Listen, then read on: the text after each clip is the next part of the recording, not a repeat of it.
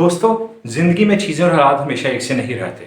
बाज़ औक़ात चीज़ें हमारे मुताबिक नहीं होती और हम अपने जज़्बात का इज़हार गुस्से से करते हैं, जिसकी वजह से ना सिर्फ दूसरों की बल्कि अपनी भी ज़िंदगी मुतासिर कर बैठते हैं। और गुस्से की ज़द में आकर ना सिर्फ माशरती और समाजी बल्कि ज़ाती और कारोबारी ज़िंदगी भी तबाह कर बैठते हैं। गुस्सा क्या है? गुस्से को किस तरह से पॉजिटिवली चैनलाइज किया जा सकता है? अच्छा गुस्सा क्या है, बुरा गुस्सा क्या है और गुस्से को मैनेज करने की टेक्निक्स क्या हैं? इन सब सवालों के जवाब जानने के लिए मेरी इस वीडियो को पूरा देखिएगा। और अगर आपने अभी तक मेरा चैनल सब्सक्राइब नहीं किया तो चैनल को सब्सक्राइब कर दें और इसके साथ दिया गया बेल आइकन प्रेस करें ताकि मेरी आने वाली वीडियोस के नोटिफिकेशन आपको मिलते रहें। रुकें, अभी जाना नहीं आपने। अगर आप भी उनमें से एक हैं जिनको बहुत ज़्यादा गुस्सा आता है तो मेरी इस वीडियो के नीचे कमेंट करें और मुझे बताएं। आइए अब वीडियो को शुरू करते हैं। अस्सलाम वालेकुम दोस्तों, वेलकम करता हूं आप सबको आपके अपने चैनल मेक थिंग्स हैपन में। आप सल्लम का कौल है कि तुम में से पहलवान वो नहीं जो अखाड़े में किसी दूसरे को पिछाड़ दे, बल्कि पहलवान वो है जो गुस्से को पी जाए और गुस्से पर काबू रखे। हम बात कर रहे थे गुस्से की। गुस्से की बहुत सारी वजूहात हो सकती हैं, जिनमें से जो सबसे इंपॉर्टेंट है वो मुझे और आपको या हम सबको किसी भी चीज़ में रिजेक्शन का मिलना है।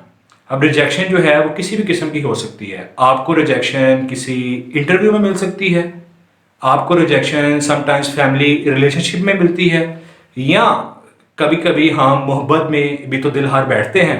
ये भी एक रिजेक्शन है जो कि आपको गुस्सा और दुख और अफसोस की तरफ ले जाती है। इसके अलावा दूसरी बुनियादी किस्म है वो हम अपनी ज़िंदगी में समटाइम्स कुछ गोल्स हमने सेट किए होते हैं और वो गोल्स हम किसी भी वजह से अचीव नहीं कर पाते या उनको पूरा नहीं कर पाते और हमें अगेन दुख और सैड फीलिंग्स का सामना करना पड़ता है। इसके अलावा जो तीसरी चीज़ जिसके ऊपर आपको गुस्सा आ सकता है वो ये है कि हम कभी कभार अपनी फीलिंग्स हम किसी दूसरे से एक्सप्रेस करना चाहते हैं लेकिन वो नहीं कर पाते और वो फीलिंग्स वो ख्यालात वो हमारे अंदर ही रह जाते हैं जो अल्टीमेटली बाद में गुस्से की एक वजह बन जाते हैं। इसके अलावा आपने ऑब्जर्व किया होगा कि हमें हमारे ऑफिसेज में, हमारे वर्क प्लेस पे या हमारे घरों में हमारे साथ अनफेयर ट्रीटमेंट किया जाता है जो कि गुस्से की एक वजह बनता है।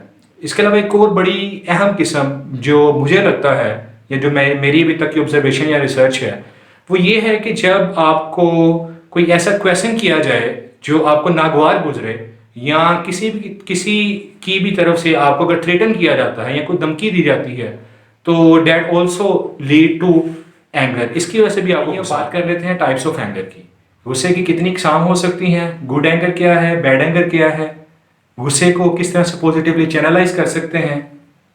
याद रखिएगा गुस्सा 3 किस्म का होता है। जो सबसे पहली किस्म है वो है passive anger, number 2 is open anger या इसे हम ओपन एग्रेशन भी कहते हैं या एग्रेसिवनेस भी कहा जाता है, और जो तीसरी है जिसे हम गुड एंगर भी कहते हैं वो है असर्टिव एंगर। अब मैं इन तीनों को आपको मिसालों के थ्रू बताता हूं। तो सबसे पहला है दैट इज पैसिव एंगर। इसमें ये होता है कि जब किसी शख्स को कोई बात की जाती है, कही जाती है, या जब किसी शख्स को गुस्सा आता है तो वो अपने गुस्से को एक्सप्रेस नहीं करता बल्कि वो गुस्से को, अपनी फीलिंग्स को अपने ही अंदर दबा लेता है। इसकी बहुत सारी वजूहात हो सकती हैं। जो गुस्सा करने वाला शख्स है वो ये हो सकता है कि उससे उम्र में बड़ा है, या उसका बॉस हो सकता है जो गुस्सा कर रहा है, या समटाइम्स हमारे पेरेंट्स हम पे गुस्सा कर रहे होते हैं, या एक और वजह ये भी हो सकती है कि हम उस शख्स के साथ, यानी जो गुस्सा कर रहा है हम पे, हम उसके साथ कन्फ्रंटेशन नहीं चाह रहे होते।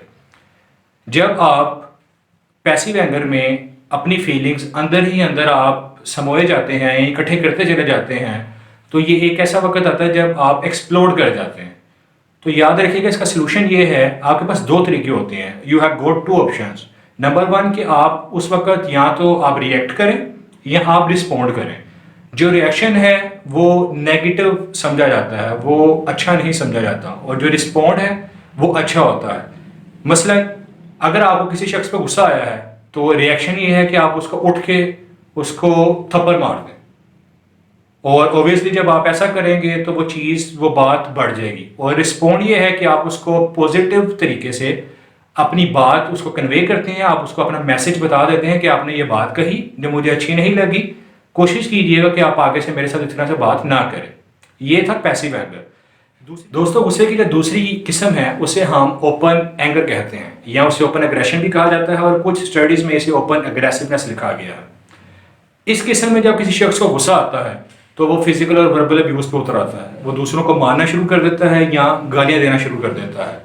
ये गुस्से की बुरी किस्म भी तस्वुर की जाती है और इसमें वो शख्स किसी प्रॉपर्टी का या किसी पर्सन का लॉस कर बैठता है। गुस्से की जो तीसरी किस्म है उसे हम असर्टिव एंगर कहते हैं और ये गुस्से की अच्छी किस्म तस्वुर की जाती है। इसमें जब किसी शख्स को गुस्सा आता है तो वो फौरन रिएक्ट नहीं करता, बल्कि जो उसके ऊपर बंदा गुस्सा कर रहा होता है उसकी पूरी बात सुनता है पेशेंटली, वो कॉन्फिडेंट होता है, कूल एंड काम रहता है और उसके बाद उसको अपना जो मैसेज है वो कन्वे करता है। वो आई अप्रोच पे फोकस करता है इंस्टेड ऑफ वी, मीन्स कि वो ये नहीं कहता कि तुम्हारी वजह से ये हुआ, बल्कि वो बताता है कि मैं हर्ट हुआ हूं तुम्हारी इस बात के करने से। सो ये तीसरी किस्म थी। Now moving towards anger management techniques.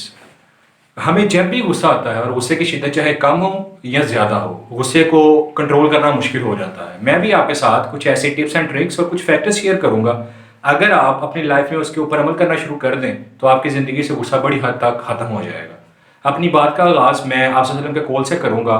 वो फरमाते हैं कि जब तुम्हें गुस्सा आए और अगर तुम खड़े हो तो बैठ जाओ और अगर बैठे हो तो लेट जाओ। इसकी गुस्से को काबू पाने की एक बेहतरीन सूरत ये हो सकती है कि आप उस वक़्त पानी का एक गिलास लें और उसको पीना शुरू कर दें। आप खुद ऑब्जर्व करेंगे कि आपके अंदर जो नेगेटिव एनर्जी और एकदम से जो एंगर की फीलिंग आती है वो ऐसा ऐसा रिलीज होना शुरू हो जाएगी। दूसरा एक बड़ा अहम जो पॉइंट है वो ये है कि डोंट रिएक्ट क्विकली। समटाइम्स हमें जब कोई बात करता है या जब कोई एक्ट करता है तो हमें फ़ौरन गुस्सा आ जाता है और हम उस सिचुएशन में अगले बंदे को कुछ ऐसा कर बैठते हैं या ऐसा बोल बैठते हैं कि बाद में हमें रियलाइज़ होता है कि उस शख्स ने जो बात कही थी वो मेरे फ़ायदे के लिए ही थी। तो मेरी यहाँ पे ये भी आपको एडवाइस है और सजेशन है कि हमेशा पहले पेशेंस का मुजाहरा करें, पहले बात सुनें और फिर रिएक्ट करें। तीसरा जो पॉइंट है वो है डू सम एक्सरसाइजेस। याद रखिएगा, आपको जब भी गुस्सा आता है तो उसके दो तरीके होते हैं। या तो अपना जो एंगर है या गुस्सा है वो आप किसी शख्स पे निकाल सकते हैं या आप अपना गुस्सा किसी काम पे निकाल सकते हैं। बेहतर यह है कि आप अपना गुस्सा किसी काम पे निकालें। तीसरा पॉइंट यही है कि डू सम एक्सरसाइजेस। आपको जब गुस्सा आए तो आप वॉक करना शुरू कर दें, आप एक्सरसाइज करना शुरू कर दें, आप इसके अलावा पुल अप करना शुरू कर दें। इससे होगा ये कि आपके जो बॉडी के अंदर जो नेगेटिव एनर्जी है, जो स्ट्रेस है, वो रिलीज होना शुरू हो जाएगी और आपकी बॉडी जो है वो आपके जो हैप्पीनेस हार्मोन है जिसे हम डोपामिन कहते हैं वो बनाना शुरू कर देगी और आप काम डाउन फील करना शुरू हो जाएंगे। इसके अलावा एक और अहम फैक्टर वो है थिंक बिफोर यू स्पीक। इसका मतलब ये है कि हम बाज़ों का जल्दबाजी का मुजाहरा करते हैं और बाद में हमें उसके ऊपर पछतावा होता है। जब हम बाद में सोचते हैं तो हमें पता चलता है कि हमने ऐसी बात कर दी जो हमें नहीं करनी चाहिए थी, क्योंकि आपकी ज़बान से जब एक दफ़ा अल्फाज आप अदा कर देते हैं, कुछ बोल देते हैं, तो कभी भी वापस नहीं आ सकते। एक बड़ी अहम कहावत है कि तलवार का जो घाव है, जो जख्म है, वो बढ़ जाता है लेकिन ज़बान का घाव कभी नहीं बढ़ता। इसलिए हमेशा बोलने से पहले सोचें। दोस्तों, पांचवा और एक अहम पॉइंट वो है टेक इट ईजी। हम अपनी ज़िंदगी में बाज़ औक़ात छोटी छोटी चीज़ों को बहुत सीरियस लेना शुरू कर देते हैं, जिसकी वजह से हम अपनी लाइफ को मिजरेबल बना लेते हैं। हम कल की परेशानी में अपना आज ख़राब करना शुरू कर देते हैं। इसलिए आप ये बात याद रखिएगा, जो चीज़ होनी है वो होकर रहनी है। आप अपनी लाइफ को एंजॉय करें, छोटी छोटी चीज़ों में हैप्पीनेस ढूंढें और खुश रहने की कोशिश करें। एक और point, last but not the least, जो पॉइंट है वो है डोंट होल्ड अ ग्रज। इसका मतलब ये है कि अगर आपको किसी की बात बुरी लगी है या किसी का कोई एक्ट आपको बुरा लगा है तो आप उसको अपने तक ना रखें, उस बंदे को आप कम्युनिकेट कर दें। क्योंकि अगर आप ऐसा नहीं करेंगे उसका रद्द-ए-अमल क्या आएगा, एक तो आप अपने साथ जुल्म करेंगे, आपको वो चीज़ जो है वो डिस्टर्ब करना शुरू हो जाएगी, और दूसरा जब आप उस शख्स को बताएंगे नहीं तो वो इस चीज़ को कॉन्स्टेंटली आपके साथ करता जाएगा और वो ये चीज़, इसी चीज़ का जो सिलसिला है वो जारी रहेगा। सो उम्मीद करता हूँ आपको जो मेरी वीडियो है वो पसंद आई होगी। अगर आपको ये वीडियो पसंद आई है तो आप इसको लाइक करें, कमेंट करें और इसको अपने दोस्तों के साथ ज़रूर शेयर कीजिएगा और जाते जाते चैनल को भी सब्सक्राइब कर दें।